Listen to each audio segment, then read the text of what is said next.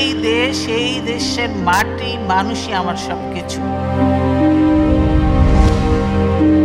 বর্ণমালা Romeo builders নিবেদিত হৃদয়ে খালেদা জিয়া। ম্যাডাম খালেদা জিয়া গত 30 ডিসেম্বর আমাদেরকে ছেড়ে, এই দুনিয়া ছেড়ে মায়া ত্যাগ করে চলে গেছে। উনি যাওয়ার পর আমাদের একটা পরিবারে যখন একজন মা হারায়, বাবা হারায়, পরিবার যখন শূন্য হয়ে যায়, আমাদের বাংলাদেশ জাতীয়তাবাদী দল এরকম একটা শূন্যতা ভোগ করছে। যার কারণে সকাল থেকে সন্ধ্যা থেকে সকাল অজোরে বাংলার সারা বাংলাদেশ থেকে মানুষ এই ম্যাডাম খালেদা জিয়ার কবরে জিয়ারত করার জন্য ফাতিহা পাঠ করছেন, কোরআন তেলাওয়াত করছেন, সবাই এইভাবে আসছেন। আমরা বেগম খালেদা জিয়া শূন্যতা যে কতটুকু, আমি মনে করি ইতিহাসের পাতায় স্বাধীনতার পূর্বে এবং পরে বাংলাদেশে যত নেতা নেত্রী আগমন হয়েছে, ইতিহাসে বেগম খালেদা জিয়ার নাম স্বর্ণাক্ষরে লিখিত থাকবে। কারণ উনি ছিলেন আপসী নেত্রী, উনি ছিলেন বাংলাদেশের জনগণের অগ্রদূত, উনি বাংলাদেশের আধুনিক গণতন্ত্র পুনরুদ্ধারের জন্য যে দিনরাত অক্লান্ত পরিশ্রম করে ওনার পরিবার পরিজনের মায়া ত্যাগ করে এদেশের মানুষের জন্য, এদেশের কৃষকের জন্য আন্দোলন সংগ্রাম করে গেছেন। সুতরাং দেশনেত্রী বেগম খালেদা জিয়ার অদ্বিতীয় এই পূরণ আমাদের মাঝে আর ফিরে আসবে না। আমরা মনে করি শহীদ রাষ্ট্রপতি জিয়াউর রহমান এবং দেশনেত্রী বেগম খালেদা জিয়ার এই যে আপনার মশাল মিছিল, জনগণের এই মশাল মিছিলকে সামনে রেখে আমাদের বিএনপির চেয়ারম্যান জনাব তারেক রহমান পুঁজিভূত করে আগামী দিনে উনি বাংলাদেশকে একটি আধুনিক বাংলাদেশ হিসাবে এবং উন্নয়নশীল দেশ হিসাবে 12 ফেব্রুয়ারি নির্বাচনের মাধ্যমে উনি দেশের দায়িত্ব নিয়ে দেশকে পরিচালনা করবেন এবং দেশকে এই শহীদ রাষ্ট্রপতি জিয়াউর রহমান এবং ম্যাডাম খালেদা জিয়ার যেই মৃত্যুর মিছিল, যে আন্দোলনের মিছিল, যেই মশাল মিছিল, যেই সংগ্রামের মিছিল, যেই কৃষক শ্রমিক জনতার জন্য সারা রাত দিন যে আন্দোলন করেছেন, সেই আন্দোলনের প্রতিফলন ঘটাবে আমাদের বিএনপির ভারপ্রাপ্ত চেয়ারম্যান জনাব তারেক রহমান আগামীতে 12 ফেব্রুয়ারি নির্বাচনে ক্ষমতায়নের মাধ্যমে। বেগম জিয়া ম্যাডাম জিয়া উনি গণতন্ত্রের অগ্রদূত, ওনার তুলনাবিহীন। ওনার সাথে আমাদের এই যেই নেত্রী 5ই আগস্ট বাংলাদেশ থেকে পলায়ন করে গেছেন, তার কোনো তুলনা হয় না। উনি আমাদের নেত্রী বারবার বাংলাদেশ থেকে বিদেশ যাওয়ার জন্য প্রচুর চাপ প্রয়োগ করছেন, উনি জেল খেটেছেন, আন্দোলন করেছেন, কিন্তু এই বাংলাদেশের জনগণের বাইরে কখনো উনি চিন্তা করেন নাই।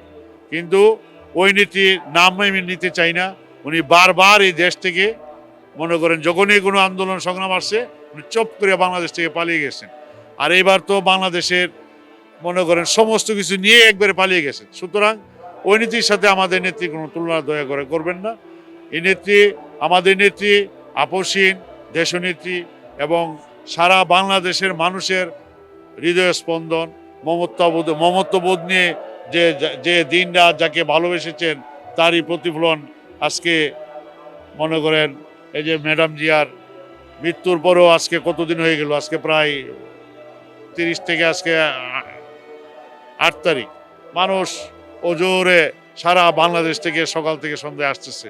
উনি রাজনীতিতে আসলে এই তো একটু আগে আমি বলেছিলাম যে রাজনীতিটা উনি আসতে চেয়েছিলেন না আমাদের প্রয়োজনে, এই দেশের মমত্ববোধের প্রয়োজনে, এই দেশের মানুষের প্রয়োজনে। শহীদ রাষ্ট্রপতি জিয়াউর রহমান যেমন এদেশের 19 দফা বাস্তবায়নের জন্য যেভাবে দিনরাত অক্লান্ত পরিশ্রম করেছেন, এগুলি ম্যাডাম জিয়া উপলব্ধি করেছেন। শহীদ রাষ্ট্রপতি জিয়াউর রহমানের আততায়ীর গুলিতে নিহত হওয়ার পর উনি চিন্তা করেছেন যে না, এদেশের মানুষকে আমি আমার স্বামী যেভাবে স্বামী যেভাবে এই দেশের মানুষকে ভালোবাসছে, আমিও সেইভাবে ভালোবাসতে চাই। যেই ভালোবাসার প্রতিফলনে উনি ওনার ছেলে মেয়ে, পারিবারিক জীবন, লোভ লালসা সমস্ত কিছু ত্যাগ করে বাংলাদেশের আপামর জনসাধারণের সমস্ত অধিকার আদায়ের জন্য রাত দিন অক্লান্ত পরিশ্রম করেছেন, যার এই আন্দোলন করতে যে ওনার জেল খেতে হয়েছে, ওনার জেলে না শারীরিক নির্যাতন এবং চিকিৎসার অভাবে দিনরাত যেই চিকিৎসার অভাবে আজকে উনি দুনিয়া থেকে চলে গেছেন। এটা আল্লাহ পাকি ভালো জানেন, হায়াত মৌত রিজিক সমস্ত কিছু মালিক আল্লাহ। আমি মনে করি বেগম জিয়ার তুলনা আর কোনো নেত্রীর সাথে হবে না ইনশাল্লাহ। এরশাদ বিরোধী আন্দোলনে আমাদের নেত্রী তখনই তো আপনার দেশনেত্রী, আপসী নেত্রী হিসেবে উনি মেডেল পেয়েছিলেন। সারা বাংলাদেশে সারা বিশ্বে ওনাকে আপসী নেতৃত্বে তুলনা দিয়েছিলেন।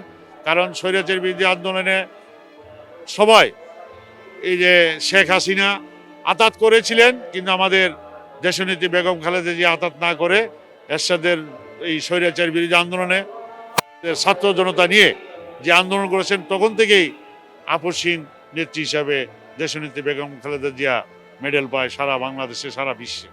স্বৈরাচার এরশাদ পতনের পরপরই বাংলাদেশে একটা অবাধ নিরপেক্ষ নির্বাচন হয় 1991 সালে। সেই নির্বাচনে আপসীন নেত্রী দেশনেত্রী বেগম খালেদা জিয়ার নেতৃত্বে বাংলাদেশ জাতীয়তাবাদী দল সংখ্যাগরিষ্ঠ অর্জন করে।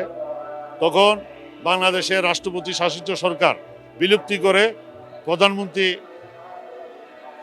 সংসদীয় সরকার কায়েম করে। সেই সরকারের প্রধান হন প্রধানমন্ত্রী দেশনেত্রী বেগম খালেদা জিয়া।